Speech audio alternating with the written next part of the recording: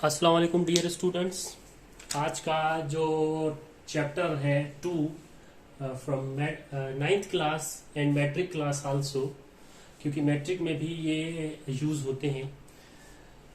जितने भी आपके दोस्त हैं, आपके स्टूडेंट्स आपके साथ पढ़ते हैं, उनको ये काइंडली लिंक शेयर करें और उनके लिए ये काफ़ी हेल्पफुल लेक्चर होने वाले हैं, क्योंकि हम different numericals, different way to learn और कैसे शॉर्टकट में हम इसका आंसर मालूम कर लें, ऐसे न्यूमेरिकल्स होंगे। बहुत सारी चीजें सीखने वाले हैं जो आपके लिए नई होंगी और आपको मजा आएगा। अगर अभी से इन चीजों में आपने इंटरेस्ट लिया तो इंशाल्लाह आपको फर्स्ट ईयर की फिजिक्स हलवा लगेगी। जी हाँ, वही हलवा जो गाजर का है, जो सर्दियों में आप ज्यादा खा रहे होते हैं।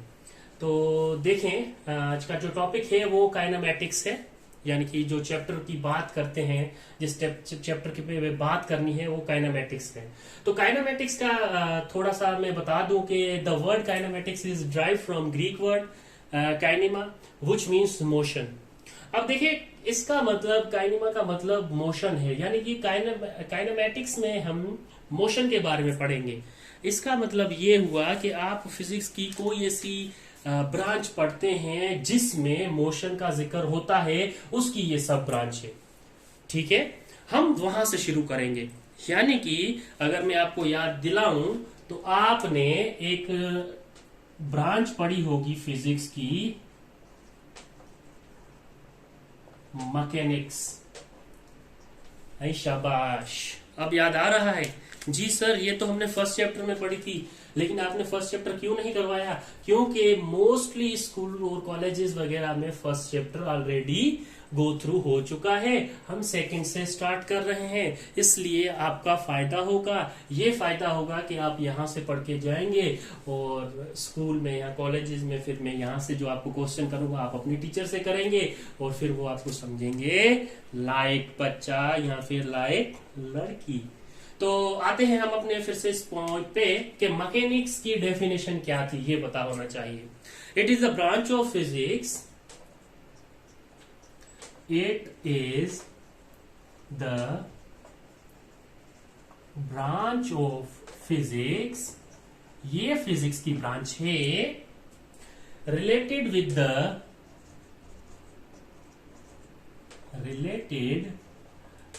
The study of motion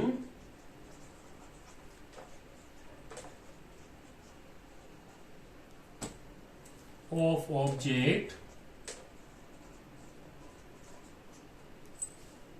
is called mechanics। अब देखिए, मैकेनिक्स जहां पे भी कोई भी ऑब्जेक्ट आपको मोशन में दिखे, आप कहेंगे कि जी यहां पे फिजिक्स की मैकेनिक्स ब्रांच लग रही है। कंडीशन आती है वो अलग कंडीशन है, ठीक है। जो भी कंडीशन आ जाती है उसको छोड़ दें, वो अलग कंडीशन है, ठीक है। जो कंडीशन आती है, आपने कहा है कि जी कोई भी चीज मूव करे, वो कार मूव कर रही है, आप कह रहे हैं कि ये जी मोशन में है कोई भी ऑब्जेक्ट, तो आप कहेंगे जी मैकेनिक्स, ठीक है। साइकिल मूव कर रही है, मैकेनिक्स, क्योंकि वो मोशन में है, ठीक। ट्रेन मूव कर रही है, मैकेनिक्स, मोशन में है। ऊपर आसमान में जहाज जा रहा है, आप नीचे से देख रहे हैं उसको, मोशन में है जहाज, मैकेनिक्स। कोई भी ऑब्जेक्ट मोशन में दिखे, हरकत करता हुआ दिखे, वो मैकेनिक्स में आ जाता है। अब बात ये आती है कि सर हमने काइनेमैटिक्स पढ़ना है, आप मैकेनिक्स कहां से लेके आए हैं? इनकी फर्दर दो टाइप्स हैं, जिसमें एक काइनेमैटिक्स है और एक डायनामिक्स है। इसकी दो टाइप्स हैं, एक काइनेमैटिक्स और दूसरी डायनामिक या डायनामिक्स, ठीक है। ये दो इसकी टाइप्स है। अब देखें, यहां पे इसका मतलब भी तो मोशन था, तो ये क्या कह रही है फिजिक्स की branch? It is the branch of physics related with the study of motion of an object is called mechanics. तो इनमें ये दोनों आ जाती हैं। देखें, मैकेनिक्स भी तो मोशन को डिस्क्राइब कर रही है ना, कि कोई भी ऑब्जेक्ट या कोई भी ऐसी चीज जो मोशन में है उसको आप मैकेनिक्स में काउंट करेंगे, उसको आप मैकेनिक्स की ब्रांच में काउंट करेंगे। तो उसके मैकेनिक्स की ब्रांच में दो टाइप्स आ जाती हैं, एक काइनेमेटिक्स और एक डायनामिक्स। काइनेमेटिक्स आपका चैप्टर यहां से उठाया गया है, किसकी टाइप्स में से? मैकेनिक्स की टाइप में से। ठीक है, और ये काइनेमा का मतलब होता है मोशन। ये भी एक एमसीक्यूज है, इसको भी आपने नहीं भूलना। बाज़-औक़ात अगर मैं कोई पीडीएफ भेज दूं एमसीक्यूज का, तो उसमें ये एमसीक्यूज आपको मिल सकता है इस तरह का। तो ये था काइनेमेटिक्स के बारे में, यानी कि जितनी भी आपके इर्द गिर्द जो भी चीज मोशन में है, जो भी चीज मोशन कर रही है, वो चीज मैकेनिक्स में काउंट होती है। क्यों? क्योंकि बेबी को बेस नहीं पसंद, बेबी को ये पसंद है कि it is the branch of physics related with the study of motion of an object is called mechanics. ठीक है। अच्छा, जो भी चीज मोशन में हो उसको आप मैकेनिक्स में काउंट करेंगे। मेरे मजाक को इतना सीरियस ना लीजिएगा, बीच में ऐसा मजाक चलता रहता है। चले जी, ये हो गया ये, ठीक है, जो मैंने आपको बताया। अब आते हैं काइनेमेटिक्स पे, इसकी डेफिनेशन पे। ठीक है, काइनेमेटिक्स की अगर डेफिनेशन को डिस्कस करें तो हम क्या करेंगे, एक मिनट, ये आप नोट कर ले इतनी सी चीज।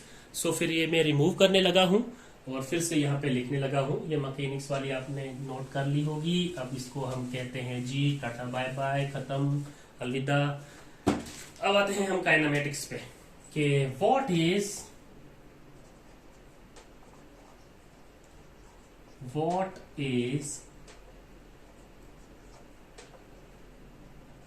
काइनेमेटिक्स। काइनेमेटिक्स है क्या, या what is the definition of kinematics. ठीक है, मैंने यहां पे लिख दिया व्हाट इज काइनेमेटिक्स। है क्या, ये कौन सी मुसीबत है जो हमारे पल्ले आ गई। ठीक है, तो आप लिखेंगे काइनेमेटिक्स। देखें, काइनेमेटिक्स आपने यहां पे ही बोल दिया कि ये मोशन को डिस्क्राइब करती है। तो kinematic is the study of motion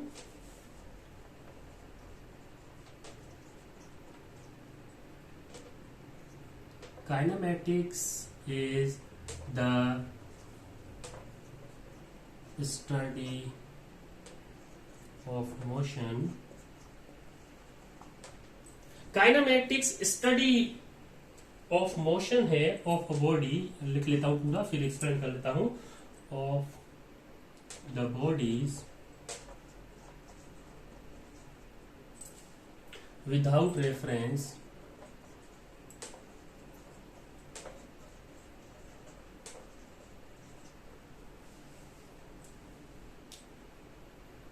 which cause the motion.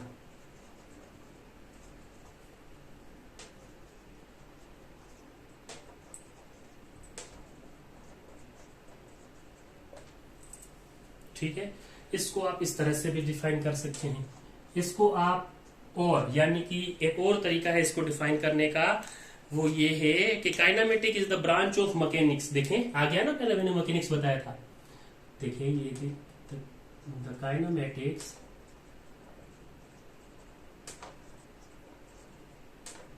is the branch of mechanics. Kinematic branch है mechanics की, which deals with the motion of object,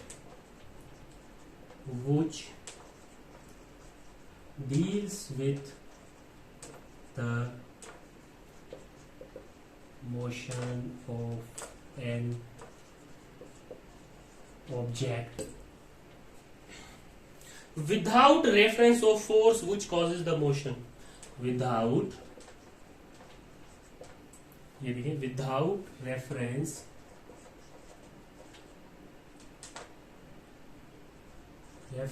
the force which cause the motion। एक इस तरह से भी define कर सकते हैं। ठीक है, विच कॉज या कॉजेज द मोशन। अब इसको डिस्क्राइब कर लेते हैं हम, या सीख लेते हैं कि हम बेसिकली बात क्या करना चाहते हैं। देखिए, काइनेमेटिक्स कहते किसे हैं, काइनेमेटिक एक ऐसी स्टडी है मोशन की जो बॉडीज में मौजूद होती है। जो भी बॉडीज अगर मोशन, कोई भी बॉडी मोशन कर रही है, आपको वो मोशन में नजर आ रही है, ठीक है, तो उसमें उसमें जो रेफरेंस होगा ना कॉजेज ऑफ मोशन, यानी कि जो रेफरेंस होगा कॉजेज ऑफ मोशन, वो क्या होगा उसकी स्टडी करते हैं। उसमें जो फोर्स होगी, reference of the force which causes the motion, क्या होगा उसकी हम स्टडी करेंगे। अब वो कैसे? भाई एक गाड़ी चल रही है, उसको कोई इंसान धक्का नहीं लगा रहा, ठीक है, फिर वो मूव कैसे कर रही है, मोशन में कैसे है, कौन सी फोर्स है, कौन सी फोर्स कॉज बन रही है उसके मोशन की। देखें यहां पे साफ साफ लिखा हुआ है, reference the force which causes the motion, ठीक है, वो कौन सी फोर्स वजह बन रही है उसको मूव करवाने की, ठीक है। अच्छा, अब करेंगे आप ये कि सोचेंगे, ऐसे तो जी ट्रेन भी चल रही है, उसको इंसान धक्का नहीं लगाता, ना बंदे कोई धक्के लगा रहे हैं, चल तो वो भी रही है, मोशन तो वो भी कर रही है, लेकिन क्यों? ऐसी स्टडी को हम कहते हैं काइनेमैटिक्स, ठीक है। डायनामिक्स आपके इस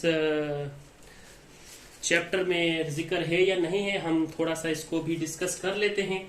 डायनामिक्स कहते किसे हैं, ठीक है।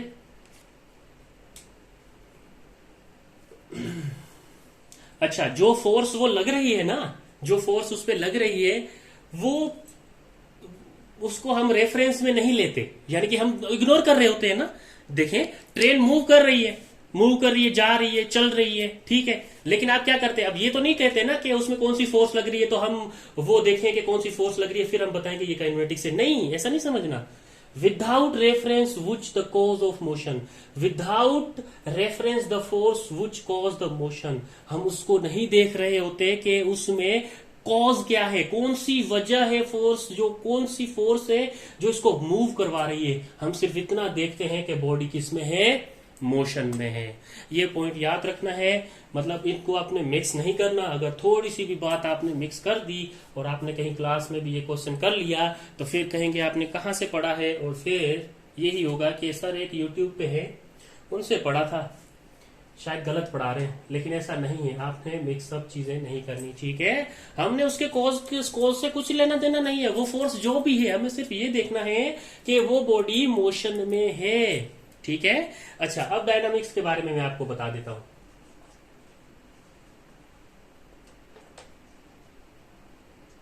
अब डायनामिक्स भी क्या है, it is the branch of mechanics. मैंने कहा था ना कि मैकेनिक्स की दो पार्ट्स होते हैं, ठीक है। मैकेनिक्स की भी दो हिस्से हैं, तो ये आप कह सकते हैं डायनामिक को अगर आप यहां पे डिस्कस करना चाहें तो ये कह सकते हैं कि it is the branch of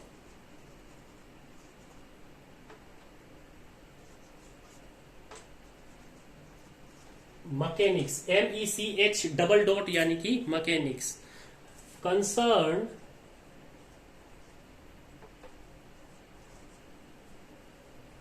with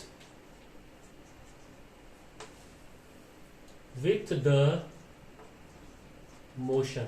ये भी कंसर्न होती है मोशन से, ठीक है। Motion of the body, motion of the bodies under the action of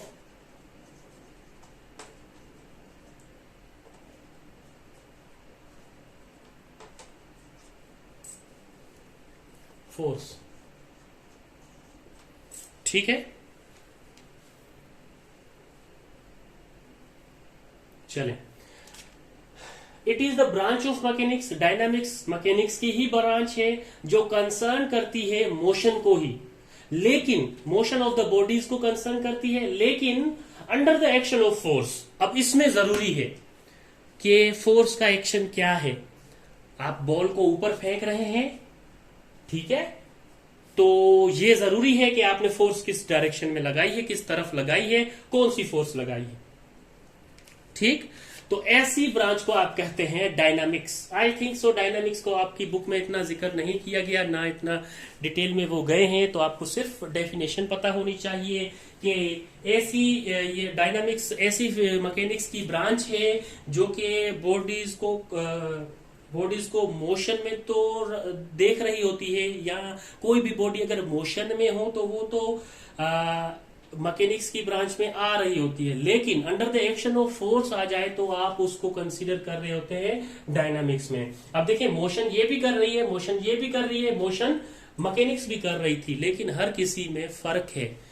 सिर्फ मोशन करना ठीक है, मैकेनिक्स मोशन में जो भी देखा आप मैकेनिक्स में कंसीडर करेंगे। मोशन कर रही है without the reference of forces which causes the motion, ये काइनेमेटिक्स में आ जाता है।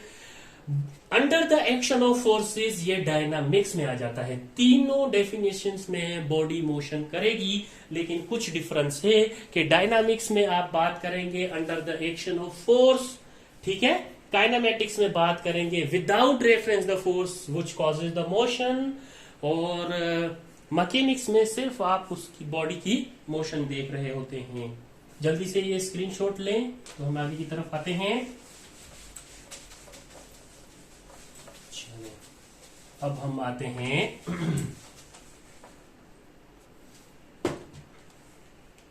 हमारा नेक्स्ट टॉपिक जो है वो होगा rest and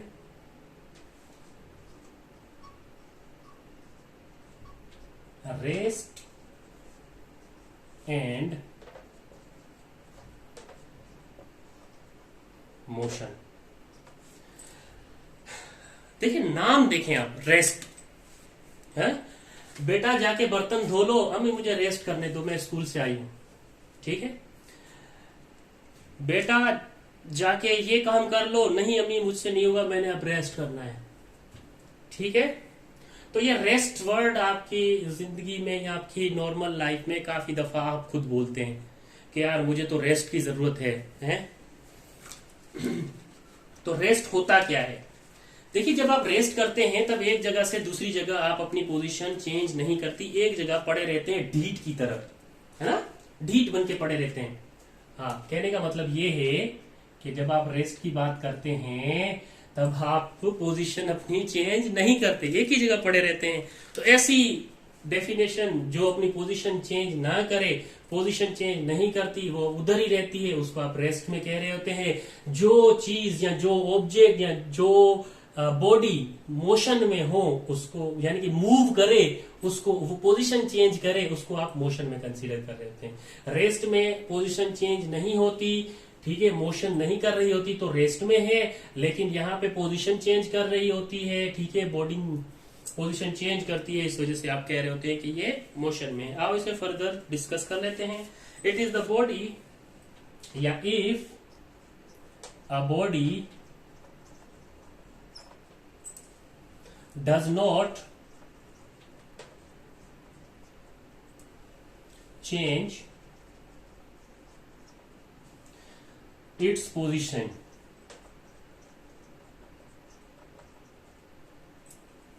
with respect to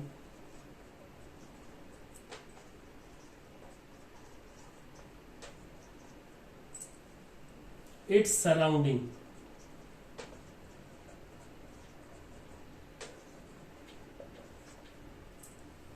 it is said to be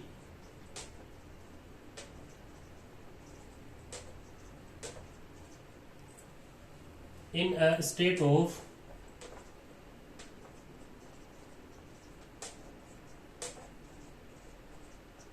rest.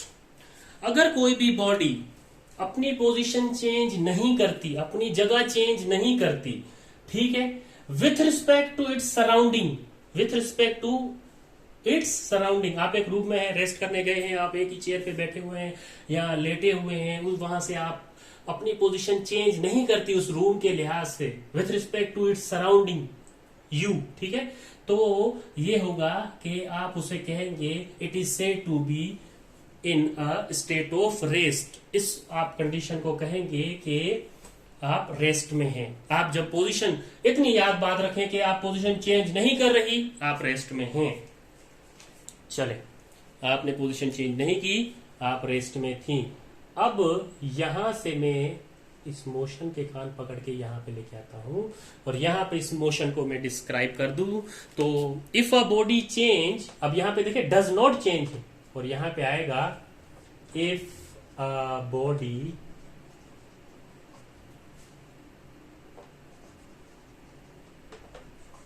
Change their position, ठीक है, if a body change their position, अब देखें विथ रिस्पेक्ट टू, ठीक है, यहां पे मैंने पूरा लिखा है विथ रिस्पेक्ट टू, यहां पे मैंने शॉर्ट कर दिया WRT, ठीक है, डॉट देने हैं बीच में, with respect to its surrounding, its surrounding, it is said to be, या it is with respect to its surrounding, it is said to be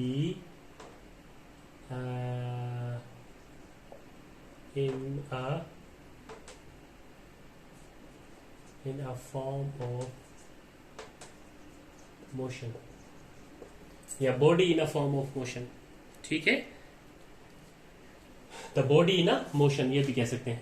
अगर तो आप पोजीशन चेंज कर रहे हैं विथ रिस्पेक्ट टू सराउंडिंग, भाई किचन में खड़े हैं, जाहिर सी बात है एक जगह पे खड़े रह के तो किचन में काम नहीं किया जैसा, कभी चीनी का डब्बा लेना पड़ता है, कभी पत्ती का डब्बा लेना पड़ता है, कभी बिरयानी का मसाला लेना पड़ता है, तो कभी दाल जो भिगोई हुई है वो लेनी पड़ती है, तो जाहिर सी बात है आप मोशन कर रहे हैं। If a body change their position with respect to its surrounding, it is said to be in form of motion. अगर तो आप अपनी पोजीशन चेंज कर रहे हैं, इसका मतलब आप समझ लें कि आप किस में हैं, मोशन में हैं। और हमेशा एक बात, एक और एडिशनल चीज मैं आपको बता दूं, रेस्ट के एग्जाम्पल अगर मैं देखूं, अगर मैं रेस्ट के एग्जाम्पल्स आपको कुछ बताऊं,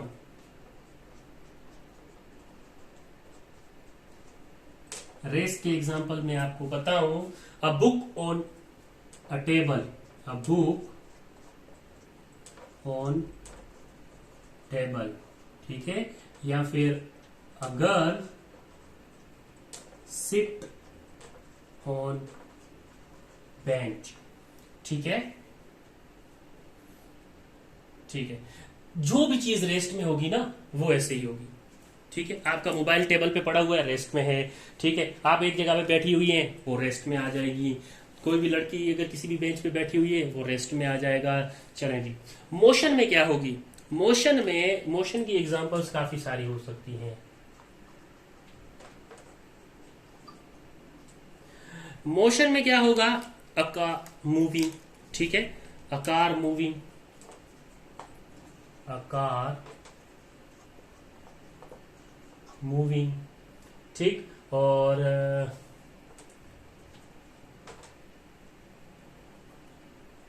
आसिया इज वॉकिंग, ठीक है,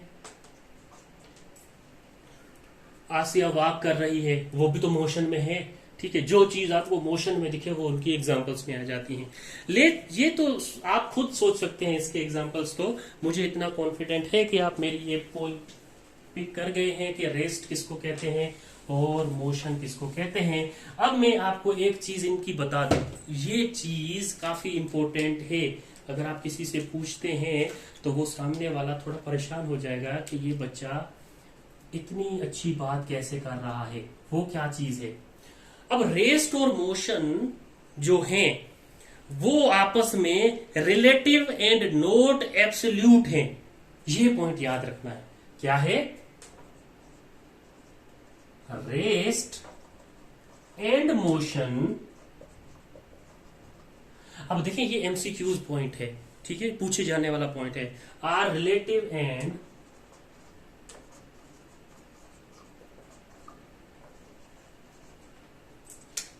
एंड नॉट एब्सोल्यूट।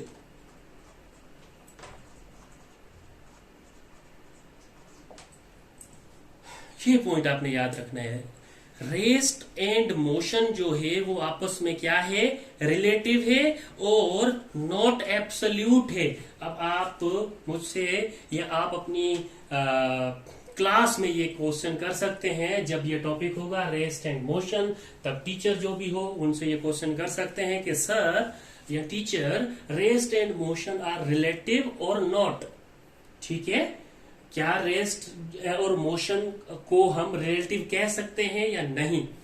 ठीक है, इसका आंसर जरूर लेना है।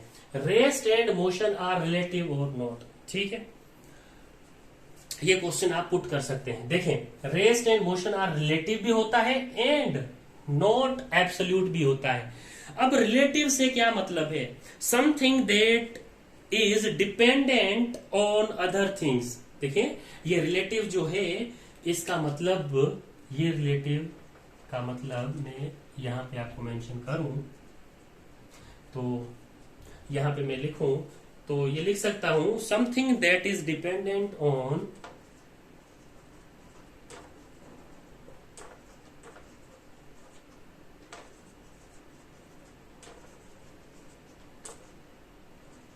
something that dependent on other things, other things। तो ये होता है जी, ये होता है जी, इस तरह कर देता हूं, इसको आप कहते हैं relative. Something that dependent on other things, ऐसी चीजें या ऐसी कोई चीज जो डिपेंड कर रही होती है दूसरी चीजों पे। ठीक है, इसी वजह से रेस्ट और मोशन क्या होता है, रिलेटिव होता है। अब नॉट एब्सोल्यूट, ठीक है, यानी कि अब हम देखेंगे कि ये एब्सोल्यूट का भी तो कोई मतलब होगा। अगर रिलेटिव का ऐसा मतलब है कि ऐसी कोई भी चीज जो डिपेंड कर रही हो कोई और चीजों पे, कोई और सी थिंग्स पे। ठीक है, something that depend on other things, कोई ऐसी चीज जो डिपेंड कर रही हो किसी और पे भी। अब इसी तरह से अगर हम एब्सोल्यूट को देखेंगे तो ये होगा, तो यहां से मैं यूं करके लिखूंगा, something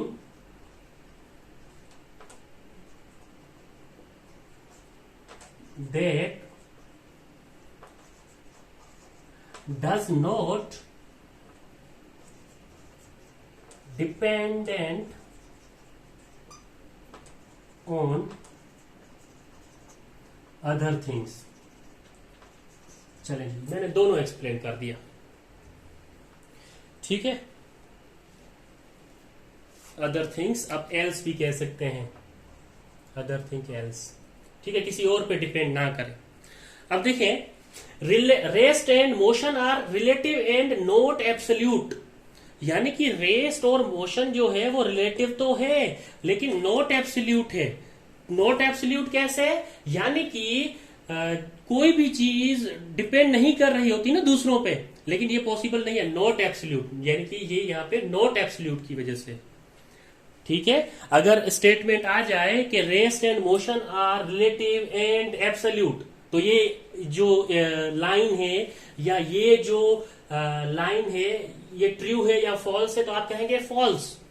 rest and motion are relative and not absolute, not absolute, ये ट्रू लाइन। अब रिलेटिव का मतलब क्या है? ऐसी चीज जो दूसरों पे डिपेंड कर रही हो। एब्सोल्यूट का मतलब क्या है? ऐसी चीज जो दूसरों पे डिपेंड ना कर रही हो। ये तो एडिशनल चीज है, आपकी बुक में नहीं है शायद, लेकिन काफी अच्छा क्वेश्चन है आपके क्लासरूम के लिए, आपके टीचर की अट्रैक्शन के लिए, तो आप ये क्वेश्चन कर सकते हैं। तो ये क्वेश्चन काफी हेल्पफुल भी होता है। चलें, ये नोट करें, जल्दी से स्क्रीनशॉट लें। तो हम आते हैं अब अपने टाइप्स ऑफ मोशन पे, कि मोशन की कितनी टाइप्स होती हैं और कौन कौन सी होती हैं। चलें,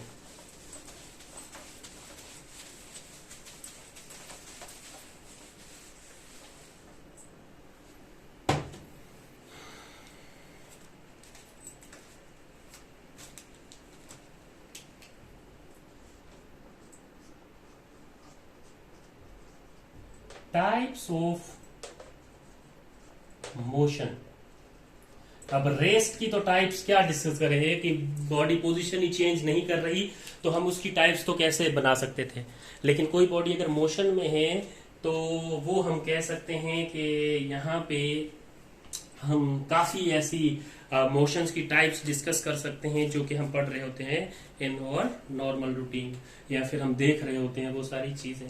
तो पहले मैं डिस्कस करना चाहूंगा, कुछ टाइप्स हैं तो पहली टाइप्स में यहाँ पे डिस्कस करूं तो पहली टाइप्स में मेरे पास है translatory motion.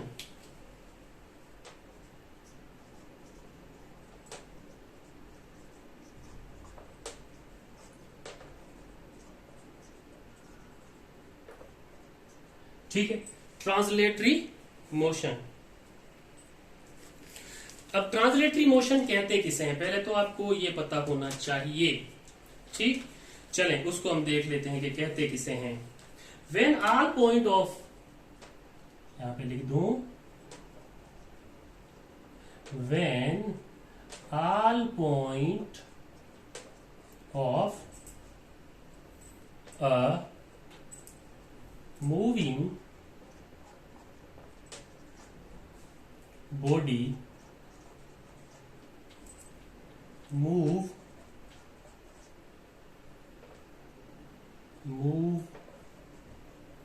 uniformly along the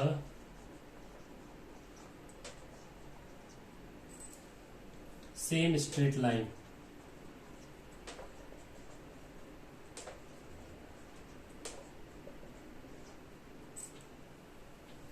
Such motion is called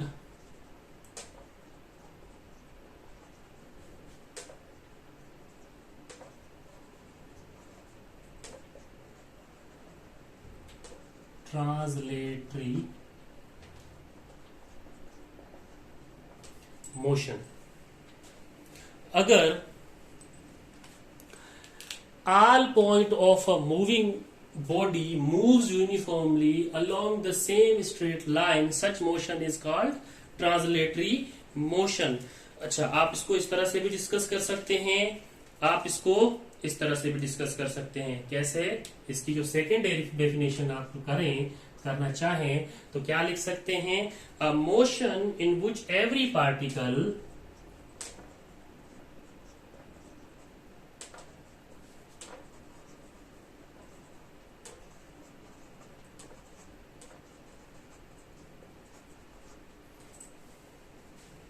of body has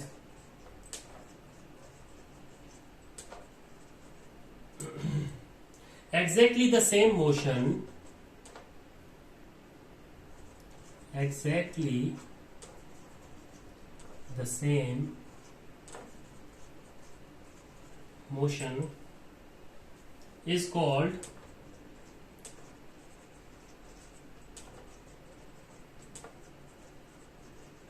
translatory motion.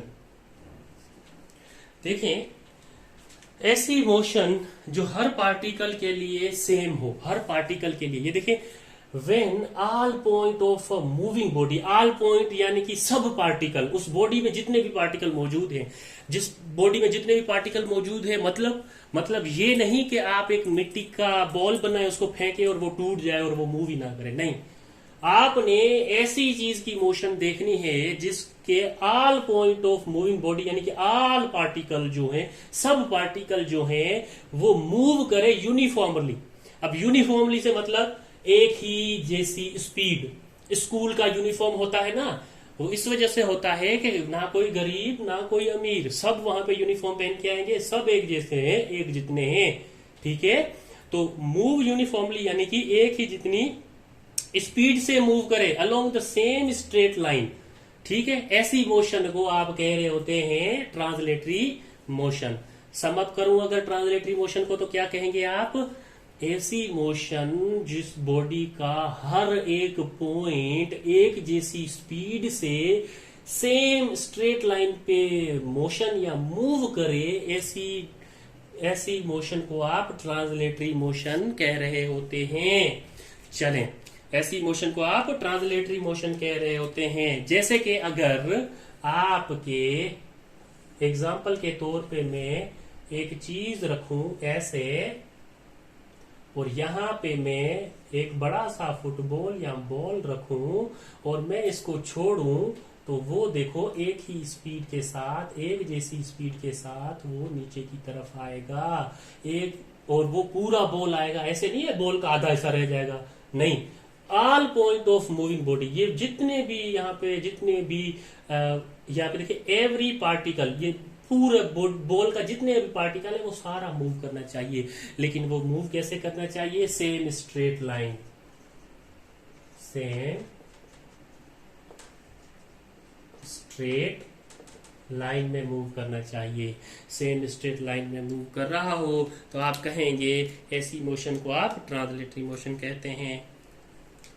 जैसे आप एग्जाम्पल के तौर पे ले सकते हैं कि एक ट्रेन मूव कर रही है अलोंग अ स्ट्रेट ट्रैक, ठीक है। एक और एग्जाम्पल अगर आप अपनी नोट करना चाहें नोटबुक में तो ये नोट कर लें। क्या नोट करेंगे आप? Train moving along, train moving along train moving along a straight track, ठीक है।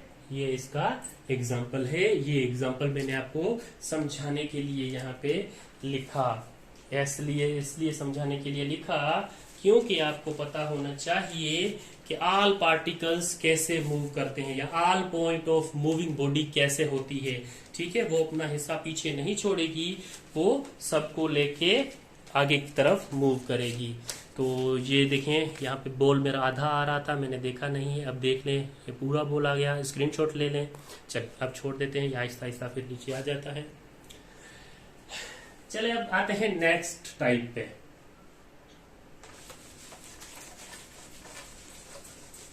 आपकी बुक में इतनी डिटेल्स नहीं है, ठीक है। आपकी बुक में इतनी डिटेल्स नहीं है, सिर्फ आपकी बुक में डेफिनेशन को रिप्रेजेंट किया गया है। तो हम वो डेफिनेशन ही देखेंगे फिलहाल के तौर पे, लेकिन हम एक एक एक्स्ट्रा डेफिनेशन, थोड़ी अलग अलग डेफिनेशन देखेंगे ताकि कल को आप एग्जाम वगैरह में लिखे हैं तो आपको उसके पूरे नंबर मिले और ज्यादा नंबर मिले। सेकंड पे आता है ऑसिलेटरी मोशन। ऑसिलेटरी या फिर आप इसको कह रहे होते हैं वाइब्रेटरी, वाइब्रेटरी मोशन, ठीक है। ऑसिलेटरी मोशन या फिर वाइब्रेटरी मोशन। चलें इसको डिफाइन करते हैं। आप क्या कैसे डिफाइन करेंगे? चलिए, back and fourth, back and fourth motion of a body, motion of a body about its mean position, about its mean position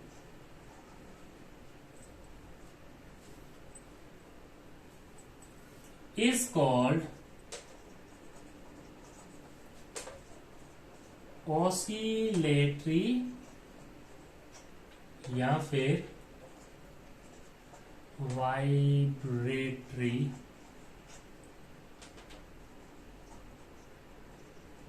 motion. Oscillatory या फिर वाइब्रेटरी मोशन। चलें एक और डेफिनेशन इसकी अगर आप लिखना चाहते हैं तो लिख लें, क्योंकि जितनी आप अच्छी डेफिनेशन लिखेंगे उतने आपको अच्छे मार्क्स मिलेंगे बोर्ड के एग्जाम्स में।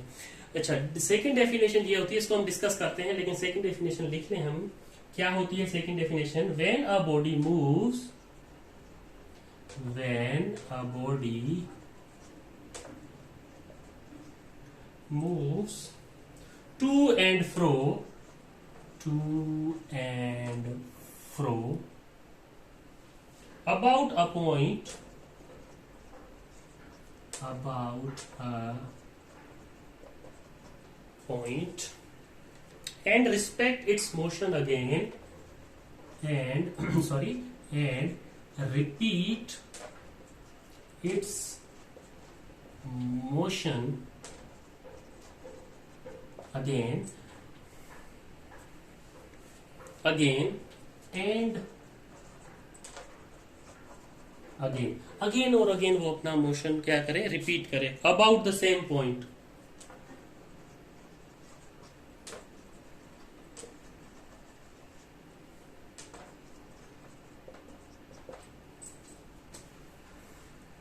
It is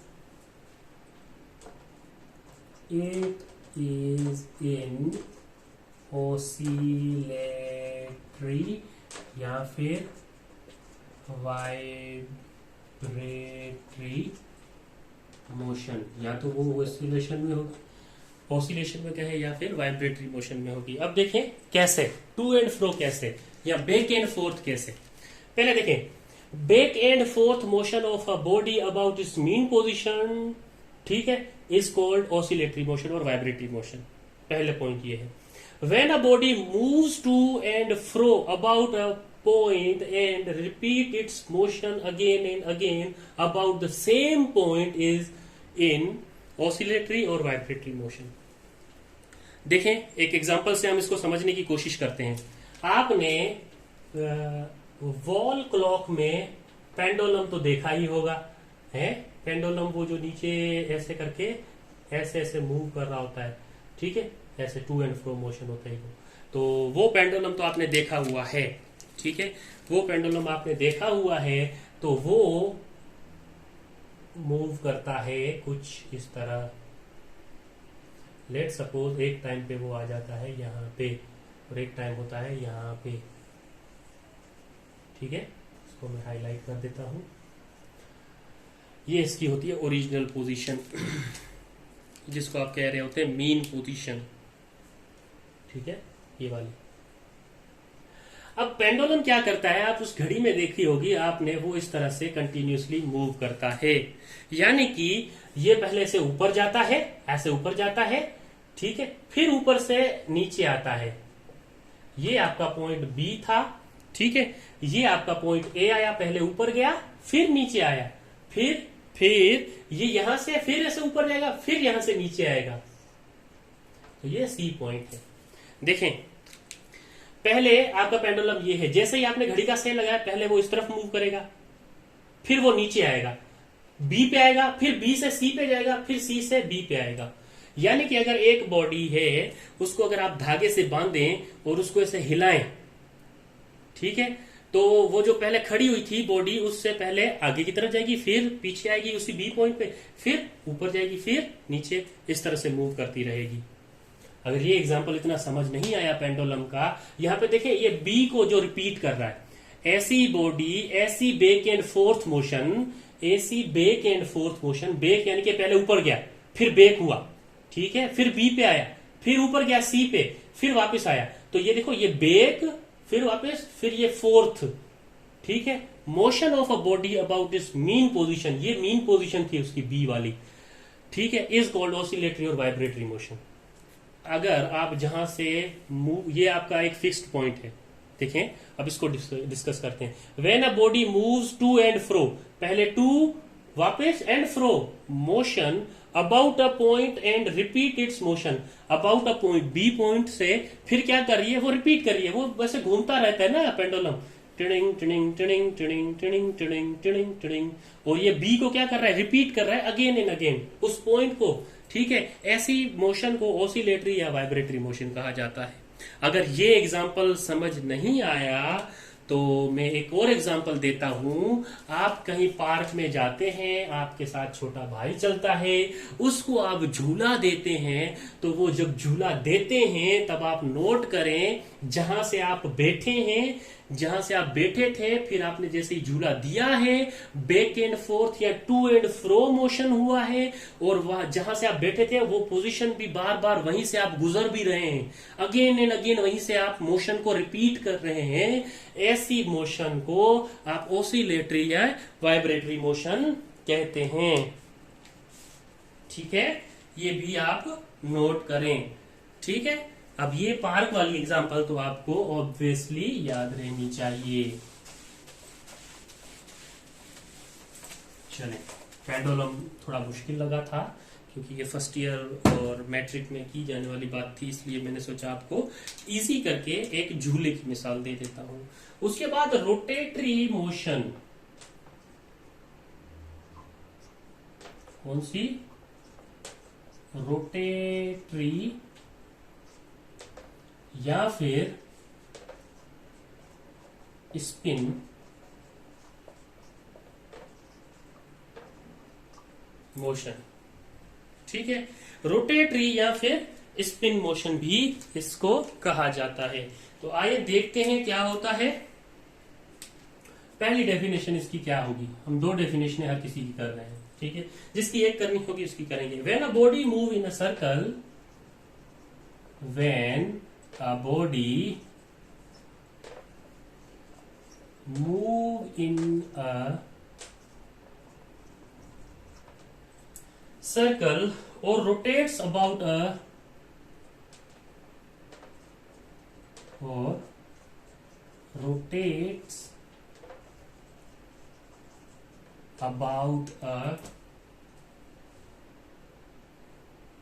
fixed axis,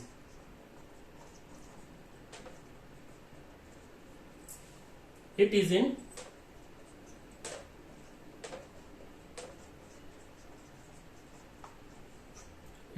rotatory motion या फिर आप कह सकते हैं स्पिन मोशन। ये तो हो गई एक डेफिनेशन। अब आते हैं इसकी सेकेंड डेफिनेशन पे।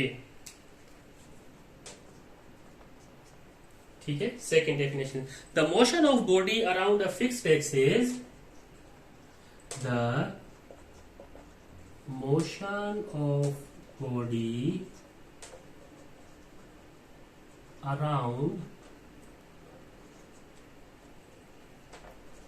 around a fixed axis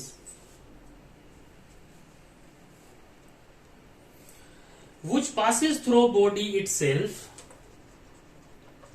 which passes through body itself।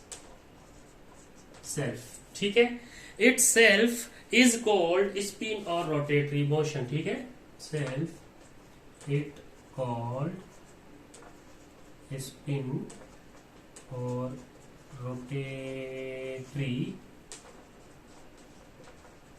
motion। अच्छा, आइए इसको अब समझते हैं कि कैसे। ठीक है, लेट सपोज ये अर्थ है, इतने से बोर्ड में है तो नहीं, लेकिन आप समझ लें कि अर्थ है। ठीक है, अब अर्थ क्या करती है? एग्जाम्पल, ये एग्जाम्पल है।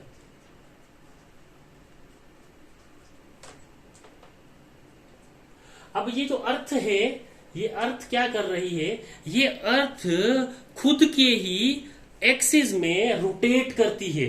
ठीक है, earth rotate its own axis, ये खुद के एक्सिस पे रोटेट कर रही होती है। ठीक है, ऐसा नहीं है कि आपकी अर्थ रोटेट नहीं कर रही, आप खड़े हैं तो आप रेस्ट में हैं, नहीं, आप रेस्ट में हैं, लेकिन अर्थ जो है वो उसके ही एक्सिस में वो मूव कर रही है। ठीक है, उसके ही एक्सिस में वो मूव कर रही है। कभी कभी हम फिल्मों में देखते हैं, सितारे होते हैं, जो भी होती है, तो वो जो भी चीज उसके रिवॉल्व में घूमती है वो ऐसे खुद के एक्सिस पे रोटेशन कर रही होती है, खुद के एक्सिस में से रोटेशन कर रही होती है। तो ऐसे ही अर्थ जो है वो खुद के एक्सिस में रोटेट करती है। तो यहाँ पे पहला एग्जांपल आप ये दे सकते हैं कि अर्थ rotates its own axis, earth rotates on it's on axis. अब आप समझेंगे कि आप जब बैठे हुए हैं तब रेस्ट में हैं। ठीक है, ये मैं बहुत आगे की बात बता रहा हूँ, कंफ्यूज नहीं होना, पीछे जो पढ़ के आए वो याद रखना है। अगर आप बैठे हुए हैं तो विथ रिस्पेक्ट टू अर्थ आप रेस्ट में नहीं हैं, आप मोशन में हैं। क्यों? क्योंकि अर्थ भी खुद के इर्द गिर्द मूव करती है, यानी कि खुद के एक्सिस पे रोटेट करती है, रोटेशन करती है। ठीक है, ये भी आप टीचर से पूछ सकते हैं कि मैम आप खड़ी हैं एक जगह पे या आप बैठी हैं एक जगह पे, तो क्या आप रेस्ट में हैं अकॉर्डिंग टू अर्थ।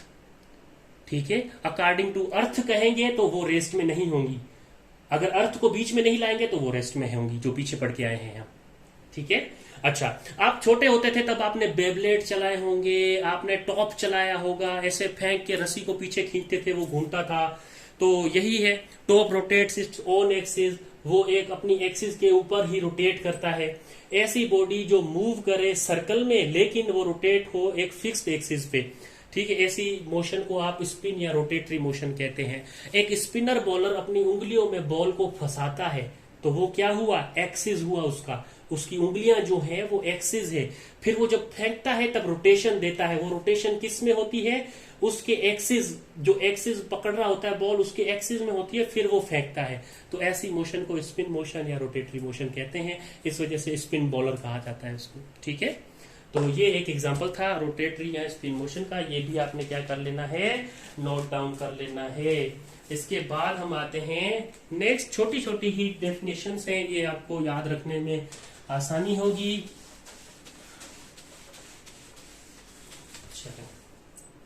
नेक्स्ट जो लेक्चर है या फिर नेक्स्ट जो हमारा टॉपिक या डेफिनेशन होने वाली है टाइप्स की, वो होगी लीनियर मोशन पे।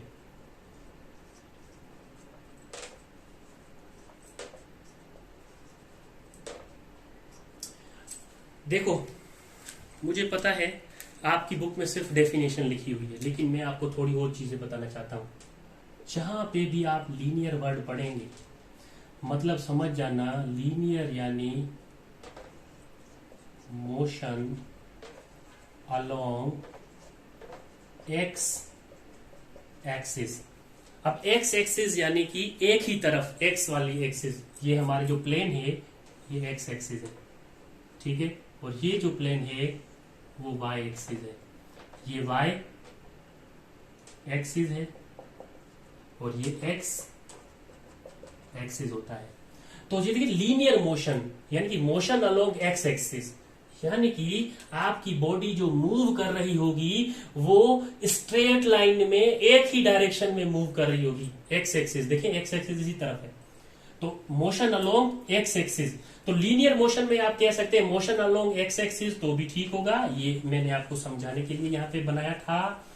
अब आते हैं हम इसकी एक्चुअल डेफिनेशन पे, यानी कि आप मोशन एक्स एक्सिस पे करेंगे, यानी कि एक्स एक्सिस का मतलब एक ही डायरेक्शन में, यानी कि स्ट्रेट लाइन, यहां पे बनाई थी ना मैंने स्ट्रेट लाइन, स्ट्रेट लाइन यानी कि motion along straight line, x axis की जगह पे motion along straight line is called linear motion भी कह सकते हैं।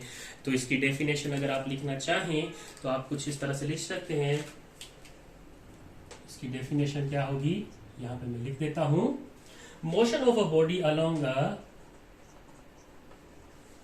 motion of a body along a straight line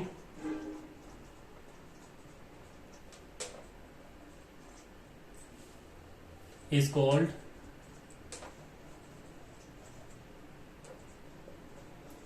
linear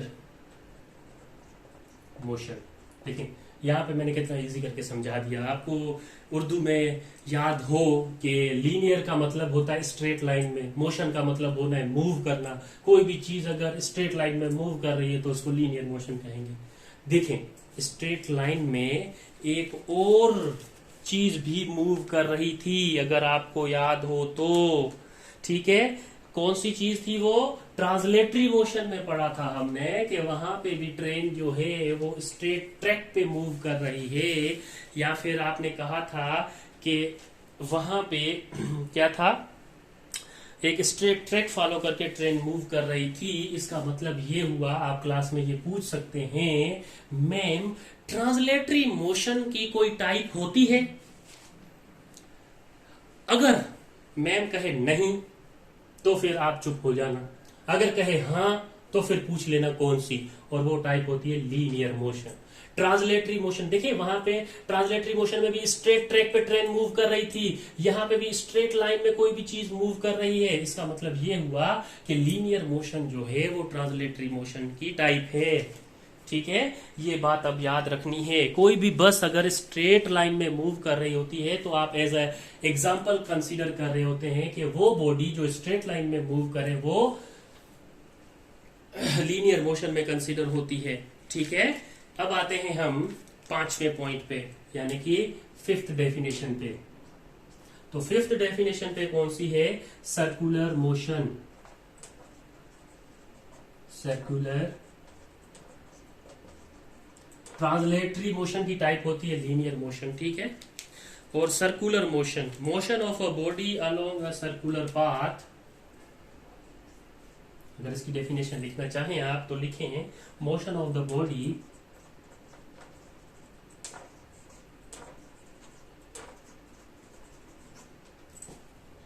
along a circular path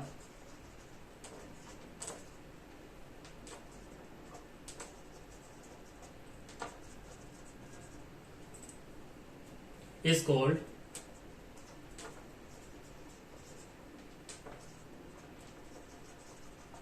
circular motion।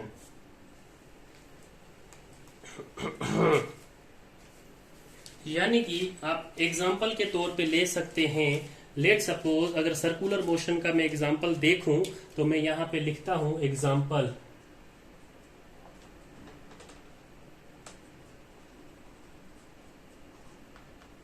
Video आपने थोड़ी भी स्किप की तो आपको मेरा लेक्चर शायद ना समझ आए। लेट सपोज आपकी जो अर्थ है वो ये है, ठीक है, और अर्थ के इर्द गिर्द आपको पता है एक चीज मूव करती है जिसको आप कह रहे होते हैं सैटेलाइट्स। ठीक है, आर्टिफिशियल सैटेलाइट्स मूव करती हैं इसके इर्द गिर्द। ठीक है, अब ये ऐसे ऐसे ऐसे ऐसे इसके इर्द गिर्द घूमती हैं, इसके इर्द गिर्द रोटेशन करती हैं। तो इसका देखें, इस सैटेलाइट्स की मोशन जो है वो एक सर्कल में है। Motion of a body along a circular path is called circular motion. ये सैटेलाइट एक सर्कुलर पाथ फॉलो करता है, जिसकी वजह से आप इसकी मोशन को कह रहे होते हैं कि ये सर्कुलर मोशन है। ऐसी बॉडी जो सर्कल में मूव करे। आप अपना अब छोटे होते थे तब पत्थर या फिर अम्मी का जूता होता था, उसको आप एक रस्सी से बांधते थे, फिर आप उसे जोर जोर से घुमाते थे तो वो जो पत्थर था वो सर्कुलर मोशन में होता था। क्यों? क्योंकि वो एक सर्कुलर पाथ फॉलो करता था, यानी कि इस सर्कल से बाहर नहीं जाती ना ये सैटेलाइट्स। आपका पत्थर जितनी आप रस्सी लंबी रखेंगे उतने ही जाएगा, उससे ज्यादा नहीं जाएगा। इस वजह से वो सर्कुलर पाथ बनाता था, और इसी वजह से आप उसको कह रहे होते थे कि वो सर्कुलर मोशन में कंसीडर होगा। तो एग्जाम्पल के तौर पे आप लिख सकते हैं एन आर्टिफिशियल सैटेलाइट, ठीक है, मूविंग अराउंड द अर्थ। ये इसकी एक एग्जांपल आप याद रखिएगा। उसके बाद एक और डेफिनेशन है, ठीक है, वो हम डिस्कस करेंगे और हमारा यहाँ पे ये वीडियो का पार्ट खत्म करेंगे। तो आइए उस आखिरी चीज को भी देखते हैं कि वो चीज कौन सी है।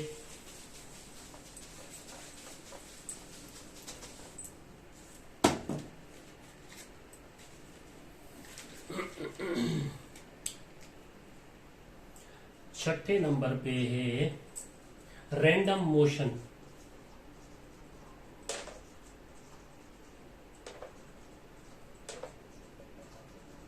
अब रैंडम मोशन होता क्या है?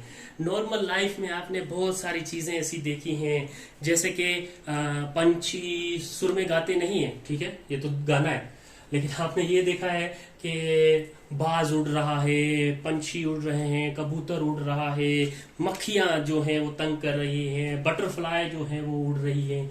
तो अब आप उनके मोशन को नोट करें। जो भी चिड़िया होगी वो उड़ रही होगी तब अपनी पोजीशन एक जगह से दूसरी जगह वो चेंज करती है, एक डायरेक्शन में नहीं जाती, एक ही तरफ वो मोशन नहीं करती। तो ऐसी मोशन जो डायरेक्शन चेंज करती रहे अपनी, या इधर उधर जिगजैग मोशन करके भी आपको जो डायरेक्शन मिल रही हो, ऐसी मोशन दिख रही हो, वो रैंडम मोशन में आता है। ठीक है, आप कबूतर को देखेंगे कभी एक जगह से दूसरी जगह मूव कर रहे होंगे उड़ते हुए भी। ठीक है, बाज को देखेंगे एक जगह से दूसरी जगह मूव करेंगे, फिर ऐसे टेढ़े होके अपना जलवा दिखा रहे होंगे है। तो ऐसी मोशंस को आप रैंडम मोशन कहते हैं, यानी कि इरेगुलर मोशन जो भी होती है वो रैंडम मोशन कहलाती है। कैसे देखें, इरेगुलर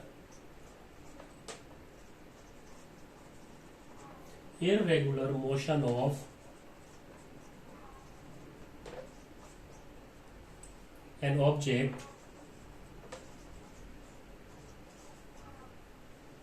is called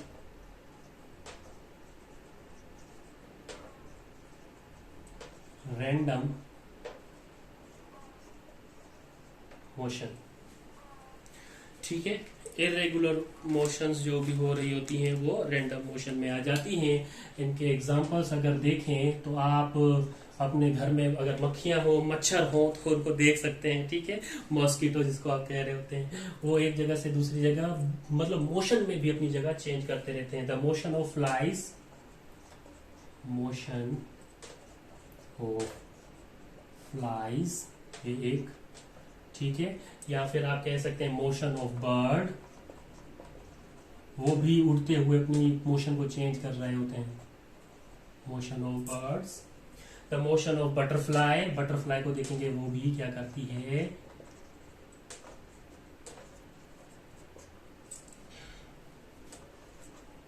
अपनी मोशन को चेंज कर रही होती है। ठीक है, ऐसी मोशंस को आप कहते हैं कि ये रैंडम मोशंस होती हैं। यानी कि एक मच्छर अगर आप उसको हाथ मारेंगे, उड़ता हुआ उड़ रहा हो, आप हाथ मारेंगे तो वो अपनी डायरेक्शन चेंज करके चला जाता है। वो डायरेक्शन चेंज करता है यानी कि वो जिगजैग हो जाता है। ठीक है, अच्छा, जो आपके पास कभी भी आपने देखा होगा, आपके बड़ों में या कहीं पे भी आपने किसी को सिगरेट पीते हुए देखा होगा और वो धुआं ऊपर की तरफ छोड़ रहे होते हैं, तो स्मोक्स के जो पार्टिकल होते हैं वो जिगजैग पाथ में मूव करते हैं, वो भी रैंडम मोशन में आता है। ठीक है, तो स्मोक के पार्टिकल भी क्या होते हैं, जिगजैग डायरेक्शन में मूव कर रहे होते हैं, वो भी रैंडम मोशन की एग्जांपल होती है। मैंने यहाँ पे नहीं लिखी, मूव मतलब ऐसे ही बता दिया है। अब आप ये चीज भी याद रखेंगे कि स्मोक के पार्टिकल अलोंग जिगजैग पाथ्स में मूव करते हैं, इस वजह से ये एग्जांपल होती है रैंडम मोशन की। अच्छा, एक और बात अगर मैं बताना चाहूँ कि आपके घर में या तो फिर लकड़ियों का चूल्हा होगा या फिर गैस का चूल्हा होगा, पहली बात। दूसरी बात कि हर किसी के घर में सुबह सुबह झाड़ू लगता है। जब झाड़ू लगता है तब कोई भी रोशनी अगर रूम में आ रही होती है, या फिर आप ऐसे ही बैठे हुए हो, रूम में कोई भी छोटी रोशनी आ रही होती है, उसमें कुछ पार्टिकल्स आपको डस्ट की तरह मूव होते हुए नजर आते हैं। ठीक है, मिट्टी के तौर पे। या फिर आपके घर में अगर लकड़ियों वाला चूल्हा है तो वहां का गैस जो है वो पार्टिकल्स यानी कि धुआं है वो आपको दिख रहा होता है। तो आपने एक और पॉइंट आपने याद रखना है, ये एमसीक्यूज पॉइंट है, ये मोस्ट इंपोर्टेंट पॉइंट है। वो ये पॉइंट है कि अच्छा, जो विंडो से रोशनी इन हो रही होती है आपके रूम में और वहां पे आपको कुछ डस्ट पार्टिकल नजर आ रहे होते हैं, उसको आप कहते हैं ब्राउनियन मोशन। ठीक है, ब्राउनियन मोशन। ठीक है, द मोशन ऑफ पार्टिकल, यहां पे लिख लें, motion of the particles of a gas or a liquid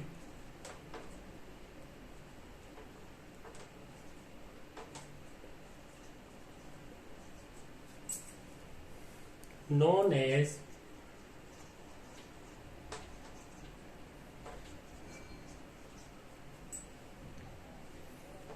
Brownian